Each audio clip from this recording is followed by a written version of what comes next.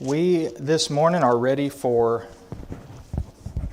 skipping a few Psalms here based on the pattern so far. Where we start on 90, then we went 91, then 95. Now we're skipping up to Psalm 112. So the 112th Psalm this morning. Last time in the last Psalm we looked at, we talked a bit about worship, because that is the theme of many of the Psalms.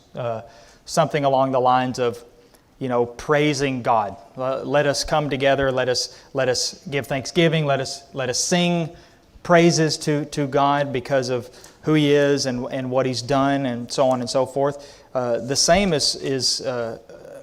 actually, we also looked in how He in that Psalm changes note a little bit to obedience. So we got the worship and obedience, and how we talked about how those are very closely related or sort of wrapped up in each other, because proper worship is founded upon not only an appropriate understanding and view of God, but also His will. So in the 111th Psalm, it's a similar call about coming to God, praising God, and fearing God. And in the next Psalm, which is our Psalm for this morning, he sort of gives us the blessings of doing that. So in the 111th Psalm, he glorifies God for His great deeds and the things and His marvelous works. And he ends by admonishing people to fear Him. And then the blessings of obeying that are described in Psalm 112. So that's what we're going to see further here this morning. Worship of God, praising God, and the blessings that come to those who do that, who fear God and keep His commandments. It's a prominent theme, keeping God's commandments, fearing God, following God's will in both Old and New Testament. So verses like Romans 12:1, where Paul said, "I appeal to you, therefore, brothers, by the mercies of God, to present your bodies as a living sacrifice, holy and acceptable to God, which is your spiritual worship." Some versions might read differently than that word worship there. Paul's not trying to say that every single thing is an act of worship. Some people actually believe that anything you do in life is an act of worship to God. It's not what he's saying, and it also doesn't take anything away from authorized acts of worship, appropriate worship that occur when the church comes together to do that. But it does show us that what we do should be done in a way. The things that we do should be done to God's glory. They should be things that glorify God, and the way we do them should glorify God as well, honor Him and glorify Him. So as we study here in the 112th Psalm, another psalm that's not attributed to anybody, the human writer, I guess, we'll see God's expectations as well as benefits that are reserved for people who live to the glory of God. A couple notes probably worth mentioning before we get in. This is a psalm and there are many passages in the Scriptures like this that some people may stumble over. Anytime we read about the blessings or any promises of blessings or good things that come for those who do follow God or glorify Him or honor Him or fear Him, however you want to put it, does not mean that everything is going to be good for them.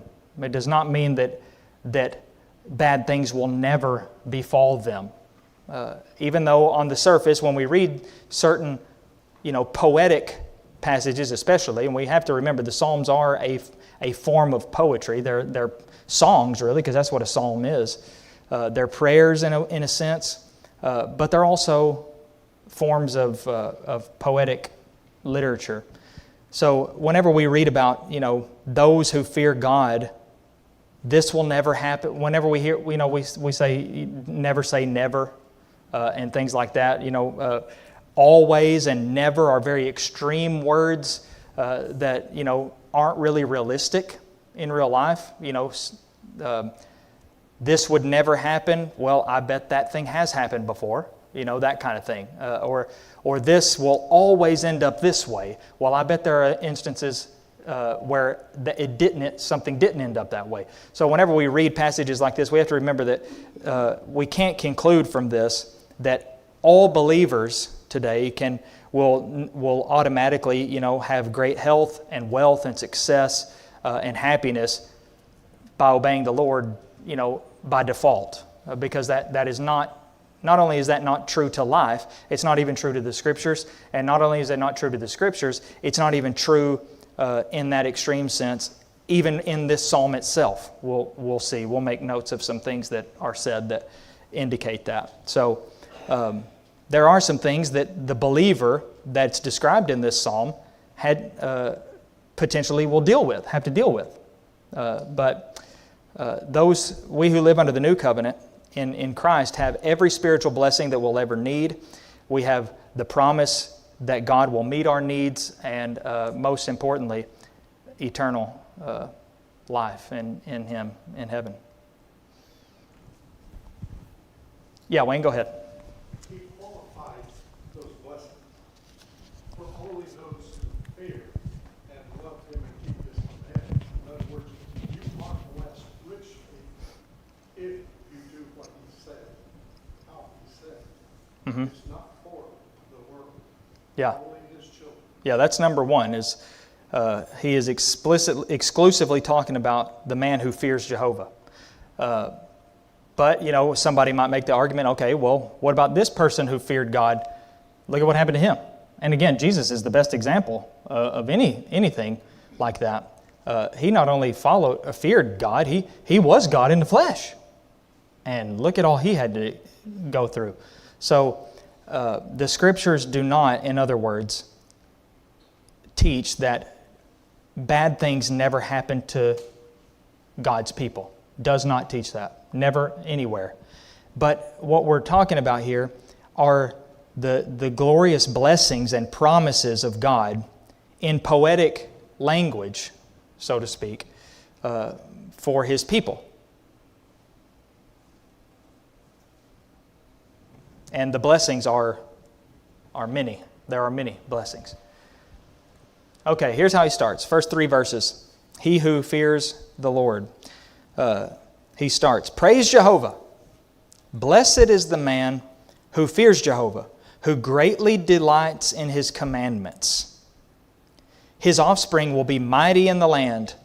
The generation of the upright will be blessed. Wealth and riches are in His house, and His righteousness endures forever. Right off the bat, we have blessed is the man who fears Jehovah. So what are we talking about? The man who fears Jehovah. And talk about parallelism, which we'll note again later this morning. What does it mean to fear Jehovah? Well, he kind of explains that in the very next clause. Greatly delight in His commandments. Fear Jehovah. Blessed is the man who fears Jehovah. Blessed is the man who greatly delights in His commandments. You cannot separate. And by the way, to greatly delight in His commandments means you do them. Because it's even, maybe you could say it's a step farther than just doing them. Because you greatly want to do them. So, fearing God means obeying God. Believing in God means obeying God. And so on and so forth. Dean, do you have something?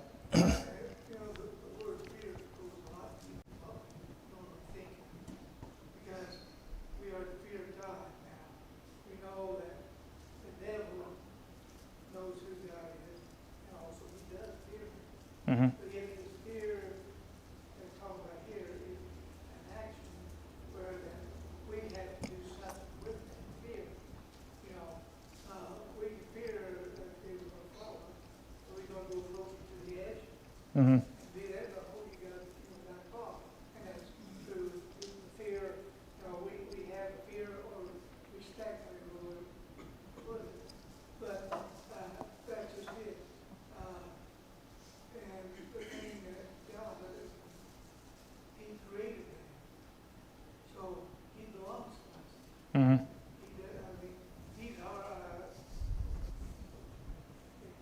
Yeah. Fearing God is not just being afraid of God. In fact, I would say it's not that at all. I mean, it does play a part in a sense, in the same way that a child might be afraid of their father, but in an ideal case. Some kids are afraid of their fathers for bad reasons, for reasons that they shouldn't have to be, but they are. But other, even good fathers, great fathers, their kids might be a little afraid of them, but it's different than being afraid of, the abusive father.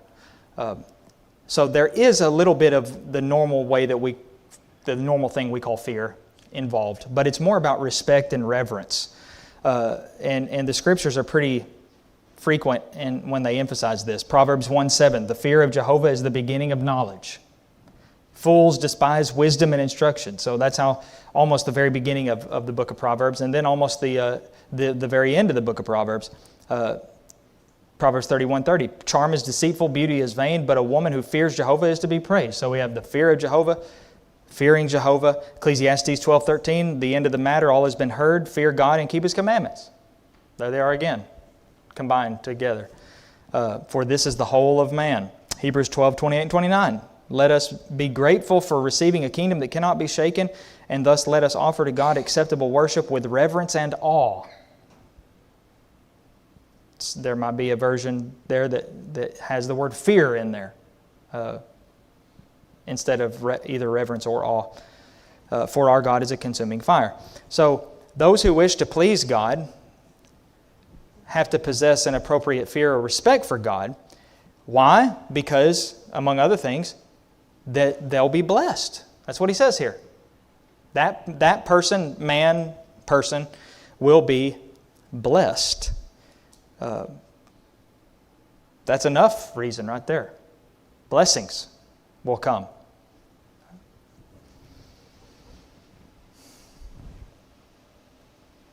But like I already pointed out, just notice how he says, his offspring will be mighty in the land. Does that mean that, do you think that this means it's so explicit in what it's trying to say that means every single Hebrew that was faithful had their offspring was mighty? They had mighty offspring? Let's just not even go into what mighty might indicate in that. Does that mean they're strong or does that mean they have a lot? Well, let's just say either one. You think every single faithful Hebrew had either a lot of offspring or their offspring were very strong? What do you think? No, they didn't. Some of them didn't have any, did they? What about barren women and things like that? Can you think of any barren women any barren faithful women in the Scriptures? I can. Think of a few. They were faithful. They feared God, but they didn't have mighty offspring in the land. You see, it's not meant to be taken exact, literally this exact thing will be the case 100% of the time. He's just elaborating on they will be blessed. Yeah, Wes, go ahead. Yeah, good point. Yeah. They certainly didn't seem to be mighty in the land because don't know much about them. Did it say that He chose the nation of Israel because it was small? And the thing is, we know, like you said, really, good definitions, what we think and what is really said in the Scripture is not what is really being said. Just like, well, we can still be poor, but yet we're still the wealthiest people on this earth. Yeah. Because of the fact that we have God and we've obeyed His commands. Even though they say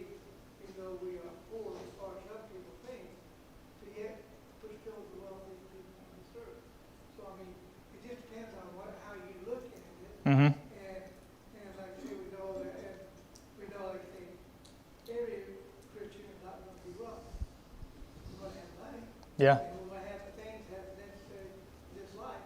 You know that. And that's what God taught. Mm-hmm. The necessities of this life we have, like the air we breathe, water, and all that. So we're going to have it. Yeah. So, and this is particularly true in these kinds of poetic books. This is all part of, you have to understand how to approach whatever text you're dealing with. So we don't treat poetry the way we treat history. In real life, in other places, and with the Scriptures. You shouldn't do that.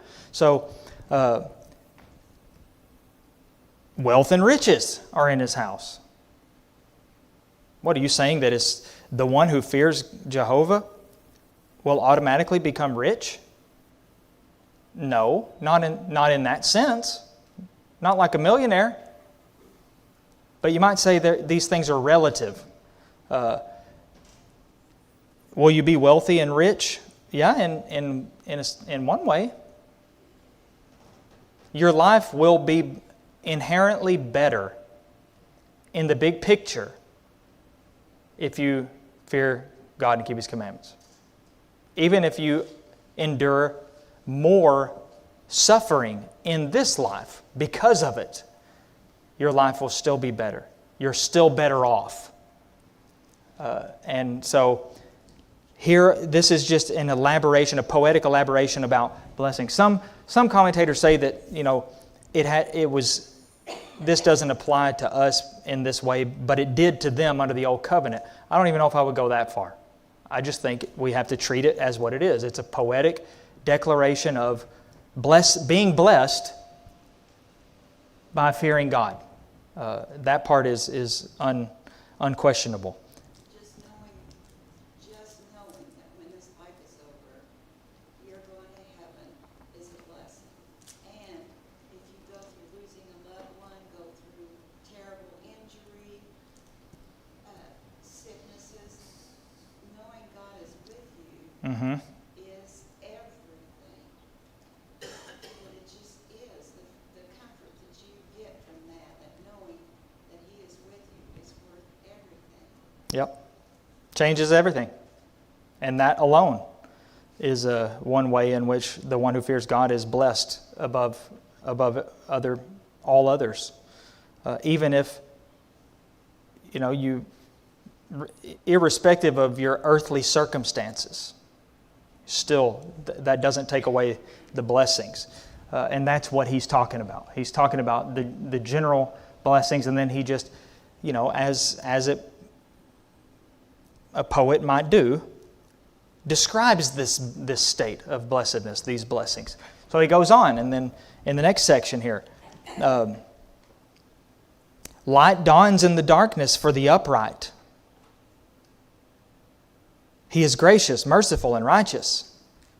It is well with the man who deals generously and lends, who conducts his affairs with justice. For the righteous will never be moved. He will be remembered forever. I'll stop there for a second. So, light dawns in the darkness for. And again, notice we got fearing God, delighting in His commandments. We've got upright, His righteousness, upright again here. And then he also describes, him as, here's what this kind of man or person looks like. He's gracious. He's merciful. He's righteous. He deals generously with people, and he's giving, lends. He conducts his affairs with justice. So he does, in other words, he does what's right.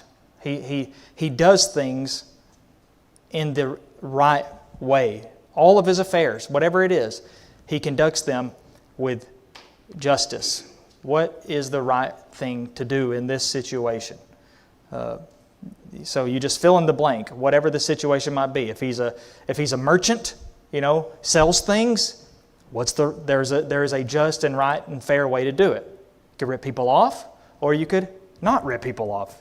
You could do things with justice. If you're on, just flip the table there, reverse the roles. there's still a right way, a just way to conduct yourself in all aspects of life. This is the kind of man he's talking about that will be blessed. But light dawns in the darkness.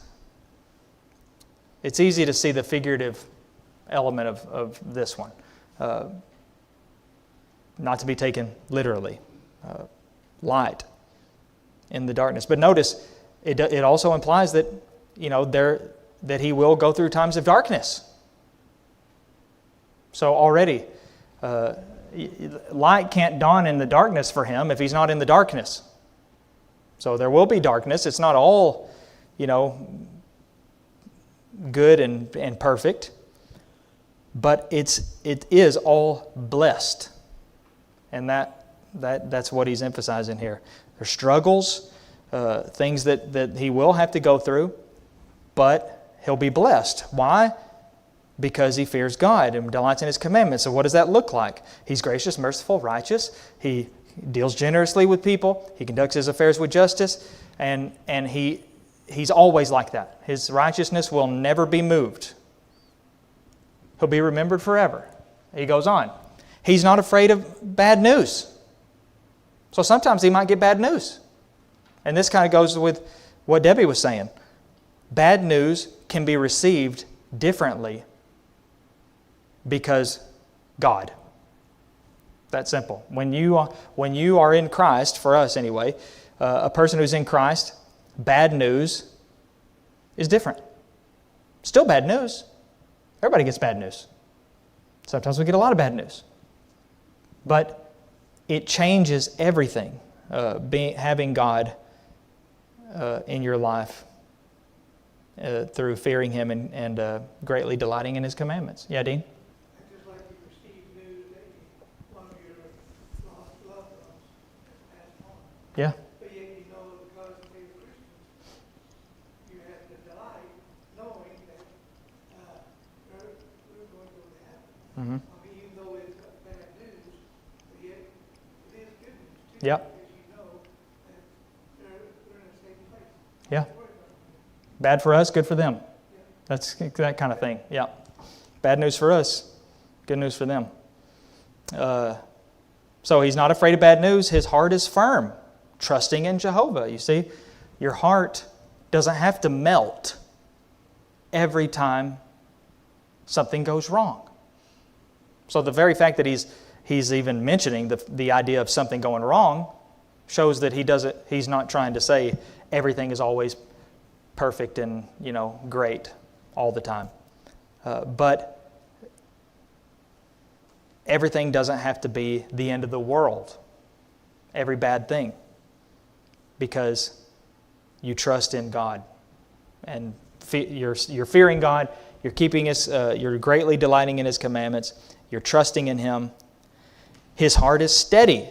He will not be afraid until he looks in triumph on his adversaries. So, I like how some versions in verse 5, the book points out, according to the New King James, it says instead of justice, he conducts his affairs or whatever with discretion. You have discretion. What is discretion? You remember like on TV, we don't have normal TV anymore, but back in the day, and I'm assuming maybe it still happens, there might be a warning thing before a certain show, and it's got like a message or whatever, and it'll say, viewer discretion is advised. What does that mean? What's that? Okay, well, yeah. Maybe it's just disturbing, like something, the subject matter is disturbing, maybe it's a true story thing or something, but viewer discretion means you might want to think twice or be mindful before you proceed, that kind of thing. For somebody who conducts his affairs with discretion, it's a similar thing. You give thought to it lest you make the wrong call or do something that maybe you will regret or wrong someone. Wes, did you have something? No? Okay, sound judgment, which again implies, you think before you act. So every Christian, every person of God, every God-fearer will conduct his affairs with discretion or with justice. Because the things we understand that our actions have consequences, not just on ourselves, but there could be a domino effect, or people will be affected and impacted. So this man that will be blessed, who fears Jehovah and greatly delights in His commandments, he makes good decisions and he treats others fairly, and because he's an upright man. He's generous and merciful, gracious, and righteous. But then when trials do come, because of all this, we don't have to crumble inside, fall apart, because we trust God. We trust in Him. As we fear Him, we trust Him. And we know that at the very latest, in the end, all will be made right. Psalm 27:1 says, Jehovah is my light and my salvation. Whom shall I fear? Jehovah is the stronghold of my life. Of whom shall I be afraid? I don't have a reason to be afraid. Or as another psalm says, I think it's maybe 118:6 or 116:8 or something like that. God is my shelter or my rock. Whom shall I fear? What can man do to me? What can man do unto me? Well, man can do all sorts of things to you. But that's not his point. His point is, at the end of the day, what can man really do? It's just like Jesus said, don't fear man, even though he can kill the body. He can kill you. And he can make it hurt a lot first. And Jesus would know. But he can't kill the soul. But God can. Fear God over man. So that's what the psalmist means as well. It's better to fear God than fear man. Because compared to God, again, it's a relative thing. Compared to God, man can't do anything to me. So why should I be afraid of anybody? Because I've got God on my side. And then finally, the last couple verses says, verse 9, He has distributed freely. He has given to the poor. His righteousness endures forever. His horn is exalted in honor. The wicked man sees it and is angry. He gnashes his teeth and melts away. The desire of the wicked will perish. So again, here's some more descriptions of this upright man who fears God. He distributes freely. He gives to the poor. Kind of goes back to he deals generously and lends. So he gives freely of his substance, his possessions. He's not greedy.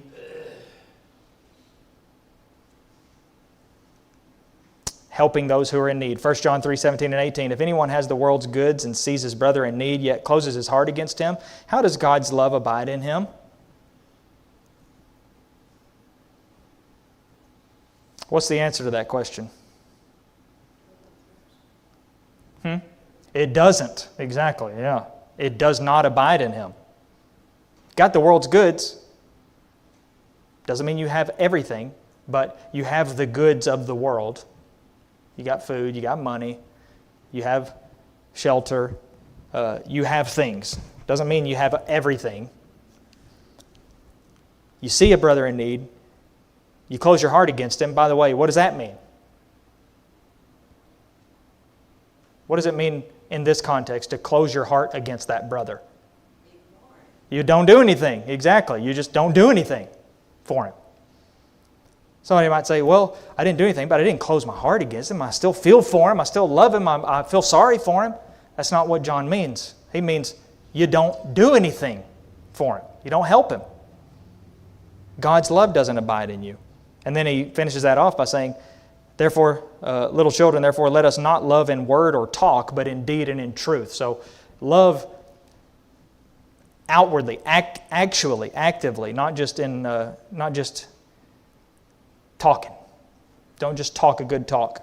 James 1:27, religion that is pure and undefiled before God the Father is this, to visit orphans and widows in their affliction and to keep oneself unstained from the world. So again, he throws in there helping people. And widows and orphans are sort of two representatives, if you will, of the kinds of people who are generally in need. So helping people. He says that's what religion, pure and undefiled religion is. Includes helping people, giving generously, distributing freely, if you will, as he says. The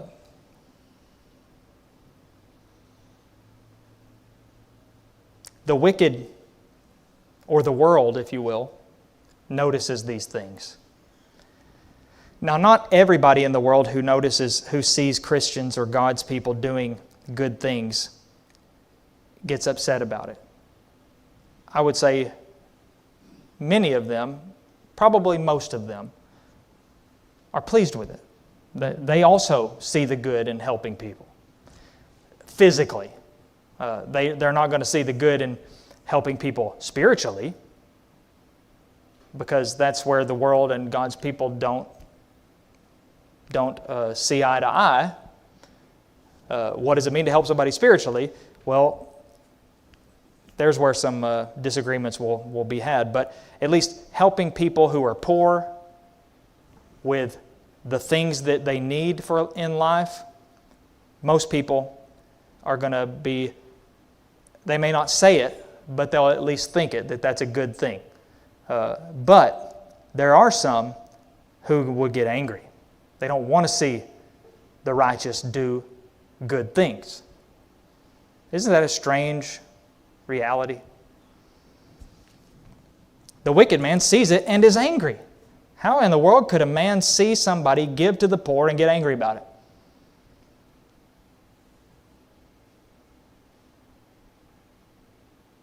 Well, let's try this then. Anybody. Why would anybody? Why might anybody have any sort of negative reaction or emotion? Okay, because they're not doing it. There's one reason. They don't help the poor. So when somebody else helps the poor, it makes them feel bad. Even if it doesn't make them look bad, openly, it at least makes them feel bad because they're not doing it. So it makes them look bad to themselves. It may be so bad that they get angry because they don't want Christians to look good. A lot of people tell themselves that they're just as good as any church-going Christian without God. Let me just say, first of all, that's a total delusion. Nothing to do with how great we are. It's a delusion, because you can't be good without God at all, period.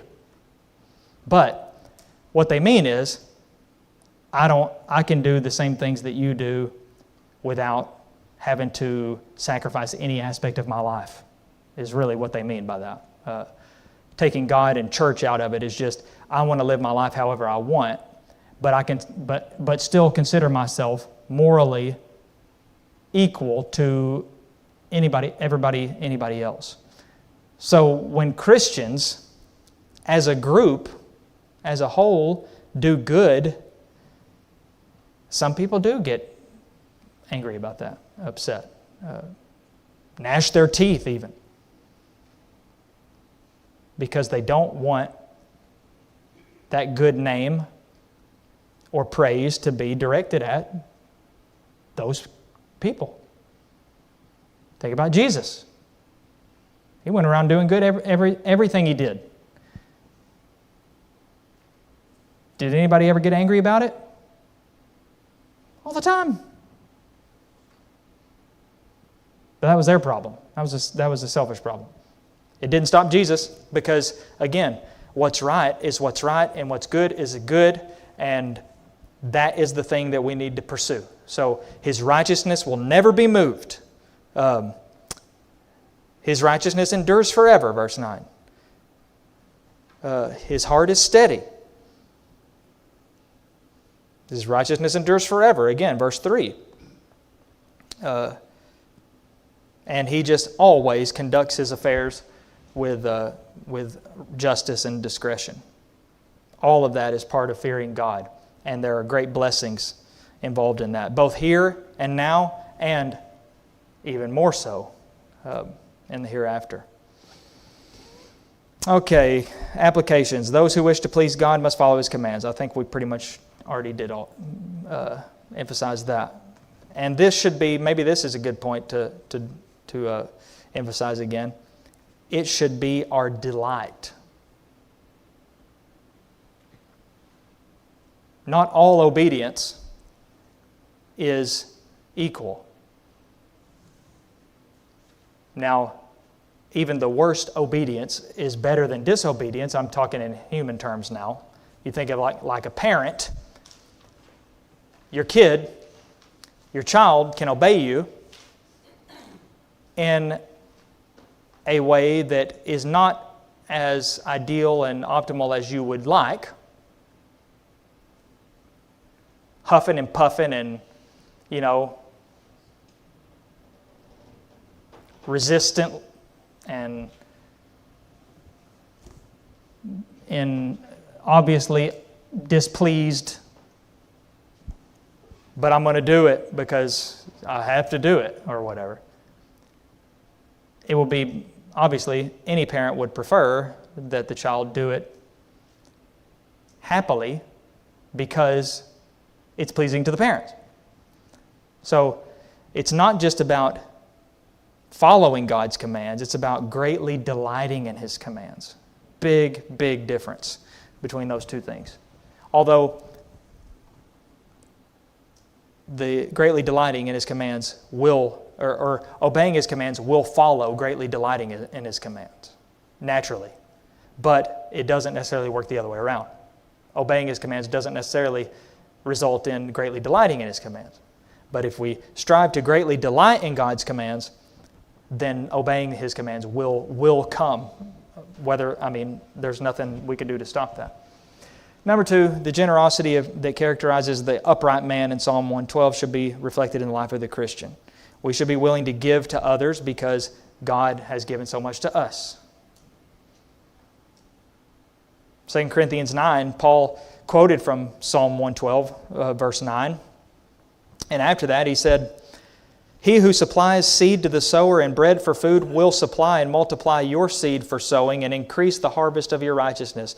You will be enriched in every way, to be generous in every way, which through us will produce thanksgiving to God." So the one who supplies all things will supply and multiply things for you to be able to increase, according to this wording, the harvest of your righteousness. So God can help us to increase the harvest of our righteousness, but it takes our effort too.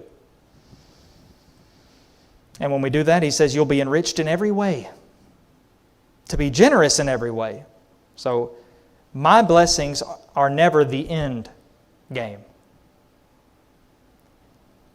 I'm blessed, and that should enrich me to be generous to other people and help other people, all of which will produce thanksgiving to God by the people we help, by us, and by anybody who witnesses or is involved in it in any way. Thanksgiving to God. So when we're generous, which we can be in many different ways, but when we do that, we reflect the generosity of God. You can never outgive God. No matter how much you give somebody else, whether it's time, energy, money, food, clothes, shelter, whatever it is, you'll never give them more than God's given you. So, but we should be generous to reflect God's generosity.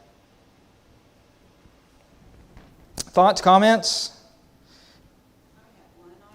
Maybe I'm wrong, but I don't consider everyone that is lost as wicked. I think there's wicked and lost, and then there are those that are lost, but they are living a moral life. They're very giving and very loving. The sad part is they're lost, Yeah. but I don't consider them wicked. Yeah, there is a distinction.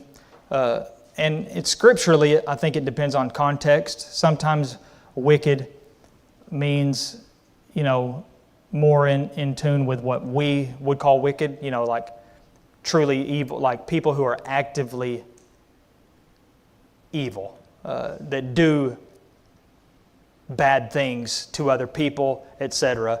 But there are some times where, if you're contrasting a righteous man and a wicked man, in a sense, all those who are without God are wicked in that sense. But there are degrees of what we would call wickedness. But you're right, not everybody.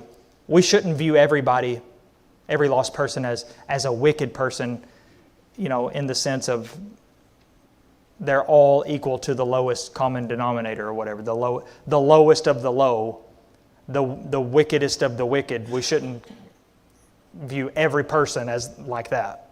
But the lost are all equally lost. And so we should, in that sense, not, let up on somebody who's generally and actively a good person, because they are a nice, good person. If anything, that should make us even more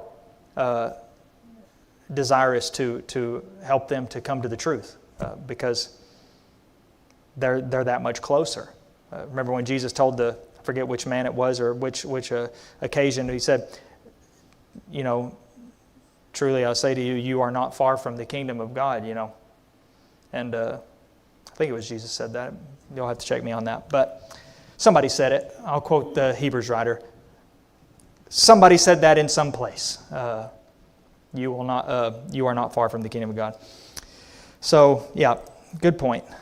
Not everybody is a wicked person in that extreme sense of the term.